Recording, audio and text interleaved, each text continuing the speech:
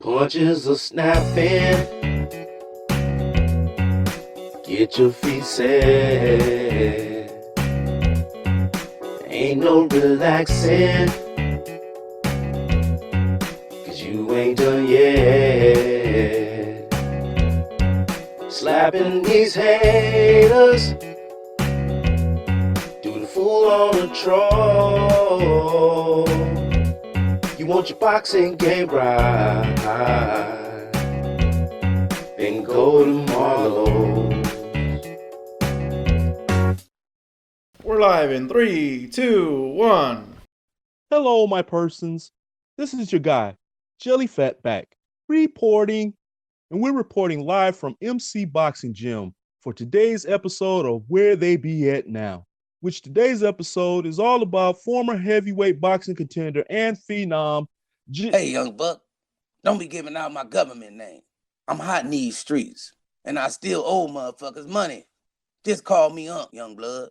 Oh, okay. So, Uncle. No, it's Unc, young punk. Say it like I said. Unc. Mr. Unc, you were an up-and-coming boxer in the 60s and into the 70s. So why do you think nobody knows you? Don't know me? Shit. I'm your favorite boxer's favorite boxer. Everybody say Dale Williams showed Floyd Sr. the shoulder roll. That was me back in 72 at Rick Ray's Pool Palace on 53rd and State Street. I was the man in Europe, knocking out everybody.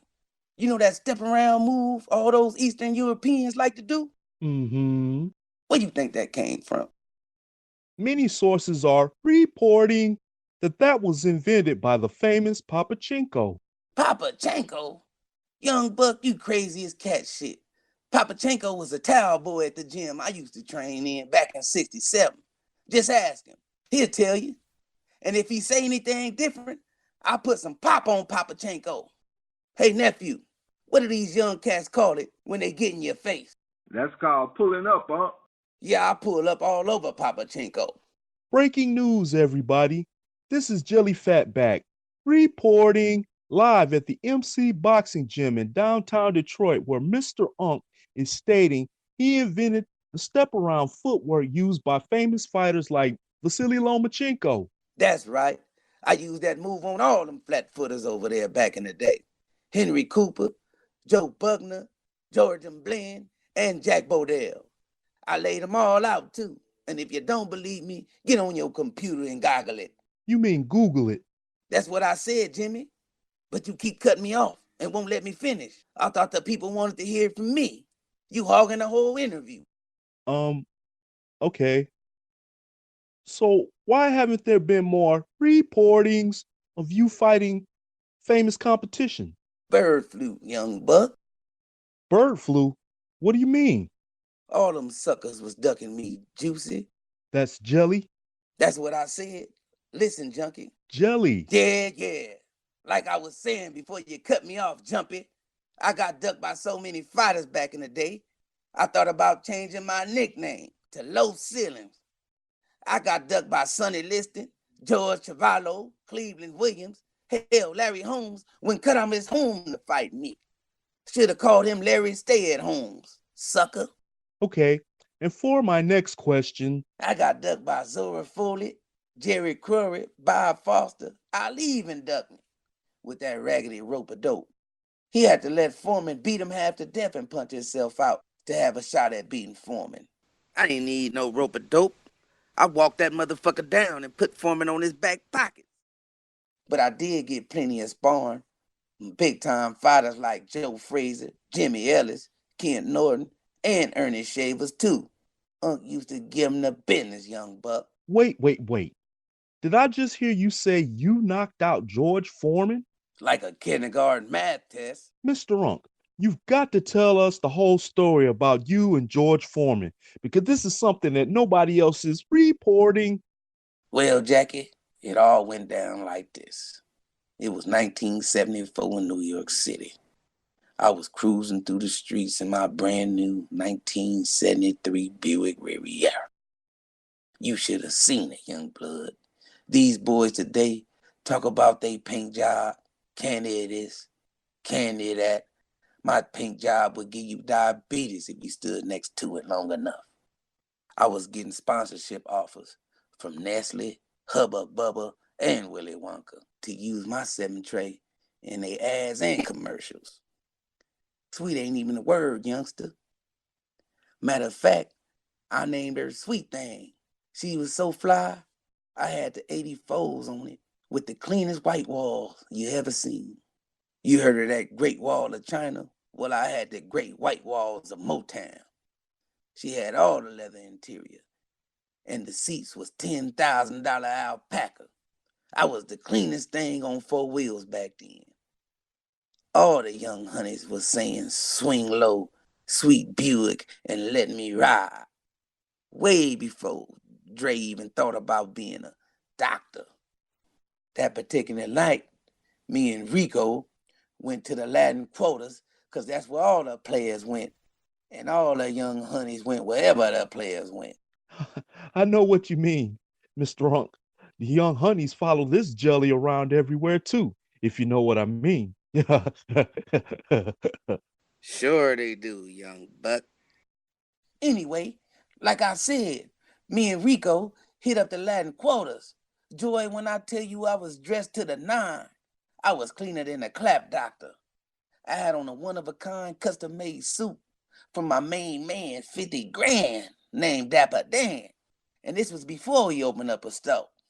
He used to make custom suits for all the big times that had that bread. As a matter of fact, a few years later, I bought a couple of the suits from him. Told him, Dap, you need to open your own store, you dig? I remember in 82, he opened it up.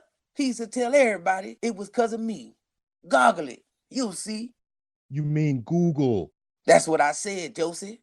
I'm going to need you to listen better and stop cutting me off. Anyway, I'm in my brand new Dapper Dan suit with the Superfly Godfather hat and brand new crocodile skin Stacey Adams. The Stacey Adams set off the whole outfit. You feel me, young buck? So, were you dressed up to impress George Foreman?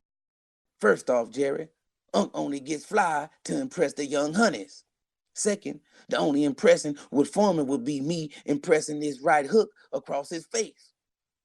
Me and Rico knew he was going to be there. It was a big party at the quotas because it was his last weekend in the country. He was finna fight Ali later on that year in Africa. I just wanted to talk to him. Wanted to see if he wanted to take me with him as a sparring partner and get some good work in over there. Okay, please continue, Mr. Unk. I will if you stop hogging the mic. Now, where was I? Oh, yeah. So me and Rico and my $1,000 Stacey Adams go in the club and make our way to George's section in the VIP. One of his boys stopped us at the entrance and say, what you want with Big George? I knew he had a little reputation, but Unc had a reputation too. So I told the punk, tell George the Motown murderer won't holler at him. So he goes and tells George what I said. George gets up with 2 drinks in his hand, walk towards the entrance, smiling big as one of those grills he be selling on TV. It was awfully nice of George to bring you and Right Hook a drink. That's what I was thinking too, until he got to the entrance and walked straight past me and Rico. Didn't even look at us on his way to take the drinks to Reggie Jackson and Al Green. And on the way past us, he bumped me and spilled some Kvass on my Dapper Dan and stepped on my Stacey's. My brand new crocodile, brown and tan, $1,000 Stacey's. And I was going to let him make it with the drinks. But my Stacey's, and then he didn't even say nothing when he stepped on them either. No sorry, excuse me, my fault. I apologize for disrespecting the most beautiful shoes a nigga ever seen in his life. No nothing. Oh, wow. That's a bit of a conundrum you found yourself in there, Mr. Unk. I don't play the drums. What you talking about, Johnny? Anyway, so the sucker steps on my shoes and keeps it moving. Me and Rico look at each other like, hell no. And then Rico asked me if I wanted him to hit the payphone and call Big Snack Pack. It's always important to pack snacks when you go somewhere. Jamie, I think something wrong with you. Anyway, I make my way over to George and get dead in his face and tell him, fool, you owe me and my Adam twins an apology. He gonna say, who is you? and what I owe you an apology for. I told him for stepping on my Stacy's. He looked down for a few seconds and looked back up and said, "Those are some bad mother suckers." I told you them Stacy's was clean. But then the sucker gonna say, "But I ain't apologizing." So I tell him we got to go outside and have a meeting about this, player. He said, "Let's go." So we go outside, fussing and cussing the whole way. In the alley, he put his dukes up and I put mines up. Then he swung on me with one of them wide, super slow telegraphed hooks like Joe Joyce be throwing. I slipped under it, stuck him with the jab and straight right hand, the 5, the 6, and brought back the 4 on that motherfucker ass. He hit the ground, and me and Rico hit the club again, pulled 2 young tender things and dipped off in the Buick. And that's how it went down. Wow, Mr. Unk. It's Unc. Say it with your chest and put some respect on my name, youngster. Apologies, Mr. Unk. I'm not trying to disrespect your gangster. I'm just blown away by this exclusive and the fact that me, Jelly Fatback, will be the one reporting this to the whole world. Well, Unk, it's been an honor, a privilege, and a pleasure speaking with you today. I believe you. Thank you for sharing your time and your incredible story with us and all the boxing fans around the world. I'm getting paid for this. Y'all paying me, So there right? you have it. Another great story brought to you by me, Jelly Fatback, for BS News. You can follow me on Facebook at JellyFat, or on YouTube, Twitter, and Instagram at JellyFatback. Or you can follow me at Walmart, picking up jelly and fatbacks. Signing off once again is Jelly Fatback reporting. So, Unc, how's about hooking a brother up with some of those sweet young honeys to give him some of this jelly? Hey, Marlo, Jeffrey up here on that bullshit again. Go ahead and tell him. Fuck out my jet. Jab that subscribe button and follow it up with a straight right to the bell. Don't forget to like and tell a friend to tell a friend. Appreciate you, fight fan. 1. Slapping these haters, do the fool on the troll. You want your boxing game right, then go to MARLO'S.